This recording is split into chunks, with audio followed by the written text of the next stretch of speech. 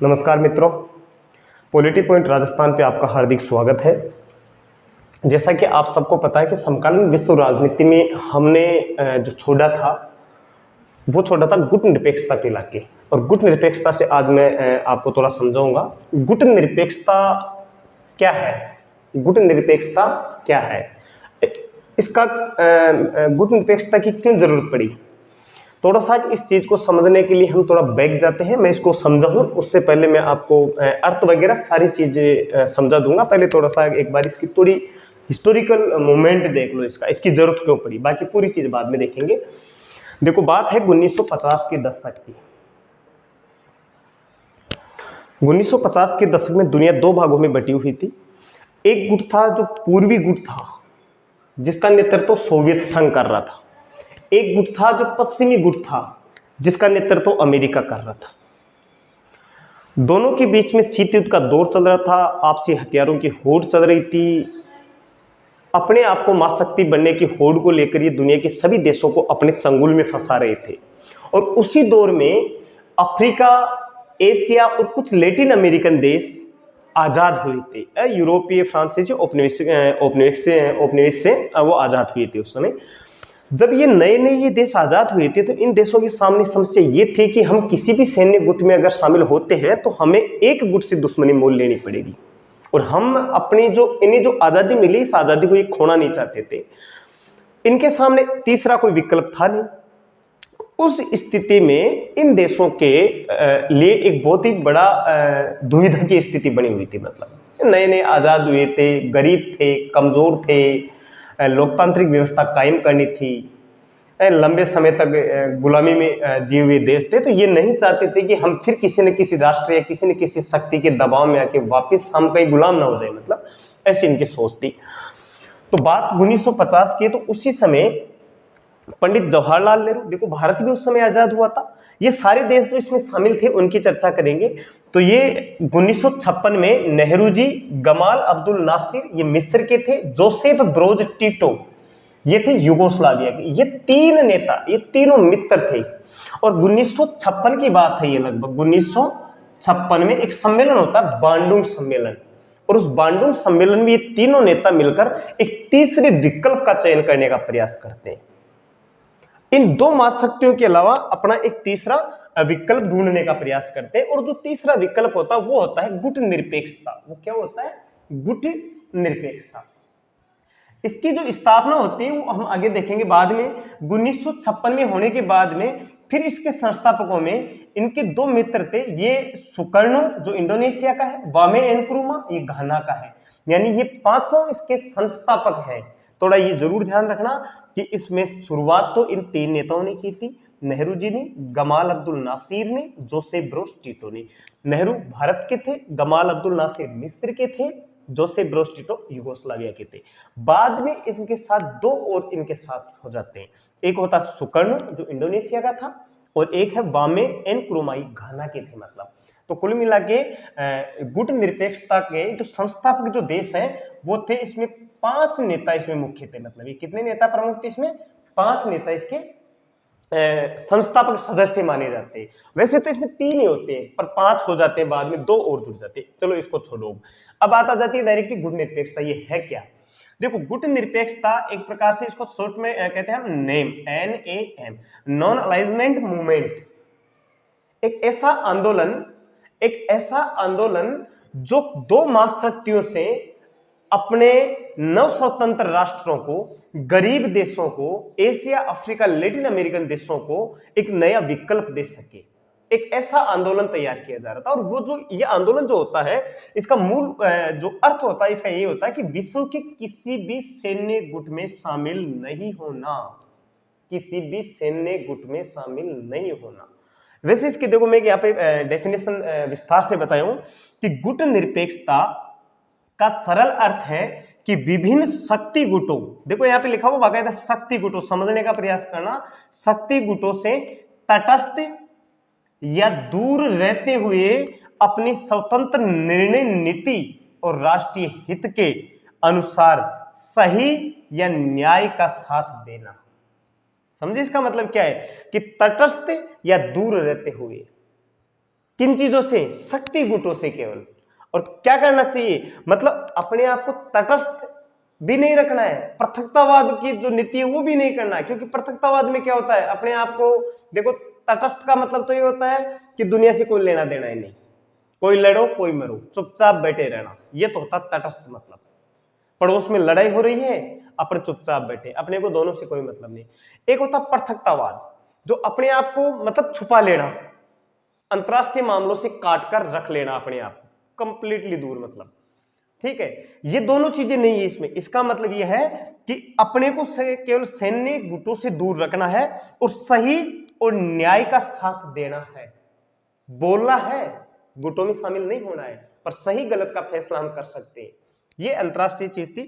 आंख बंद करके गुटों से अलग रहना गुट निरपेक्षता नहीं हो सकता है। मतलब हम आंखें बंद करके नहीं बैठ सकते, सही गलत का फैसला करने के लिए हम खड़े रहेंगे। तो ये था थोड़ा सा इसका डिटेल। अब मैं थोड़ा साफ कर रहा हूं, एक बार आपको थोड़ा और बता देता हूं। ये चीजें मैंने वैसे बता दी है आपको।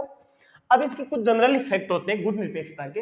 देखो, गुट निरपेक्षता की जो स्थापना हुई थी, एक प्रकार से इसकी जो शुरुआत हुई थी वो 1961 में हुई थी, और वो हुई थी बेलग्रेड में। वो कहां हुई थी? बेलग्रेड में हुई थी। बेलग्रेड यूगोस्लाविया की राजधानी है। बेलग्रेड कहां की राजधानी है? यूगोस्लाविया की राजधानी है। जब बेलग्रेड में 1961 में ये जो प्रथम सम्मेलन हुआ था, उसमें इसमें लगभग 25 देश शामिल थे। प्रथम सम्मेलन में इसमें कितने देश शामिल थे? 25 देश इसमें शामिल थे। मतलब ठीक है। उसके बाद में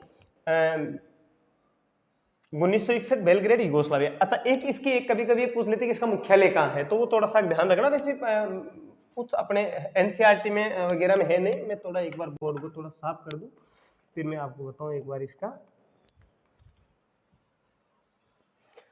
यहीं पे लिख देते हैं, इसका मुख्यालय। इसका जो मुख्यालय वो है जकार्ता। इसका मुख्यालय कहाँ है? जकार्ता में है। और Jakarta Indonesia, Indonesia, Jakarta Indonesia में इसका मुख्यालय है। इंडोनेशिया में इसका मुख्यालय है। स्टार्टिंग में इसमें 25 देश शामिल थे। वर्तमान में इसके जो सदस्यों की संख्या है, अभी इसका एक सम्मेलन हुआ था 2019 में। 2019 में इसका एक सम्मेलन हुआ था अजरबैजान में। 2019 में जो सम्मेलन हुआ था वो था अजरबैजान में एक सम्मेलन हुआ था। उसमें इसके सदस्यों की संख्या बढ़कर 120 हो गई है। उसमें इसके सदस्यों की संख्या बढ़कर कितनी हो गई है? 20 हो गई है। ठीक है, ये इसके मुख्य नेता थे। इसकी जो स्थापना 1961 में होती है, बेलग्रेड में होती है, यूगोस्लाविया में है स्थित है। 25 देश इसके संस्थापक राष्ट्रों की श्रेणी में थे। मुख्यालय इसका जकार्ता इंडोनेशिया में है। ठीक है, और ये इसके 5 संस्थापक देशों के नाम है। और ये 5 देशों के साथ साथ में ये थोड़ा ध्यान रखना कि ये 3 मुख्य देश थे इसमें। मतलब ठीक है। अच्छा, अब बात आती है कि गुट निरपेक्षता जो है, इस गुट निरपेक्षता का वास्तव में आशय क्या है? गुट निरपेक्षता का आशय पूछ लिया जाता है, तो मैं थोड़ा इसको हटा देता हूं। गुट निरपेक्षता का आशय क्या है? गुट निरपेक्षता का आशय, देखो, आशय में मैं कुछ बिंदु आपको लिखूंगा। आशय से मतलब जो है, गरीब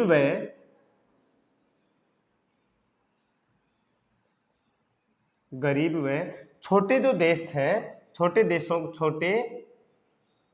देशों को महाशक्तियों के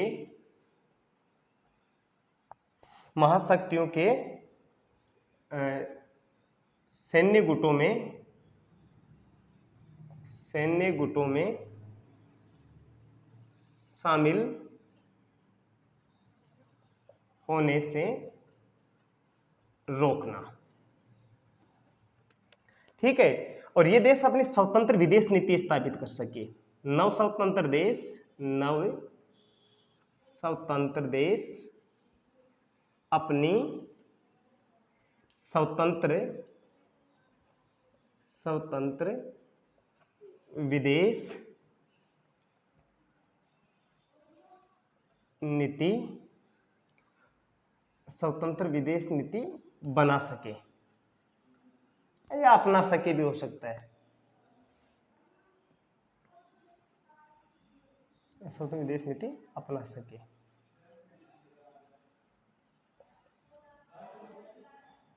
ठीक है।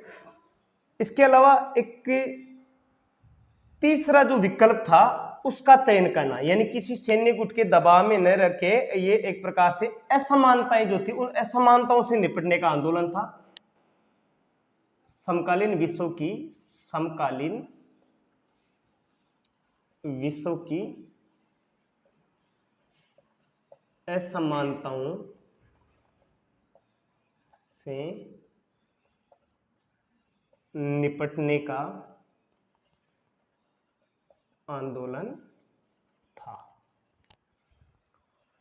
अब देखो ये कुछ बातें हैं गुट निरपेक्षता की, बाकी बस ये फैक्ट आपको याद रखने हैं। इसके साथ साथ में देखो गुट निरपेक्षता का सीधा सा अर्थ है किसी भी सैन्य गुट में शामिल नहीं होना है। नव स्वतंत्र देशों को एक तीसरा विकल्प दिया गया था।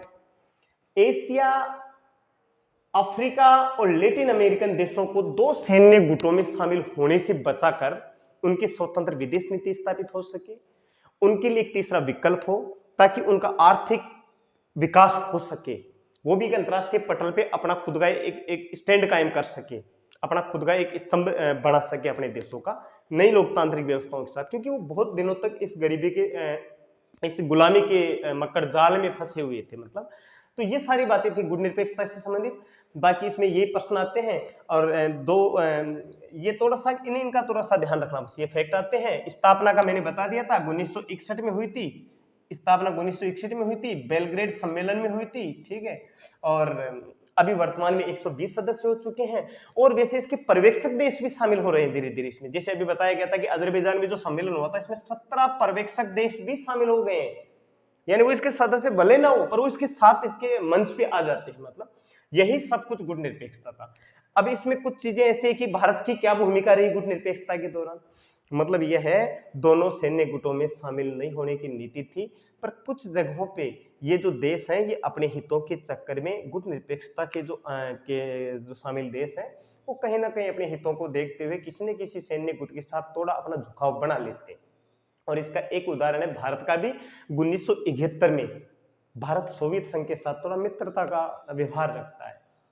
कारण था कि हमें उस समय थोड़ी जरूरत थी। मतलब बाकी वो चर्चा मैं आगे करूंगा, आगे अपन जो पाठ पढ़ेंगे सत्ता के वैकल्पिक केंद्र वगैरह वो पढ़ेंगे ना, उस समय में बताऊंगा। भारत पाकिस्तान बांग्लादेश 1971 स्वतंत्र हुआ था, यूएसए अमेरिका का पाकिस्तान का साथ दे रहा होता, उस समय अपने को भी थोड़ी जरूरत पड़ी थी।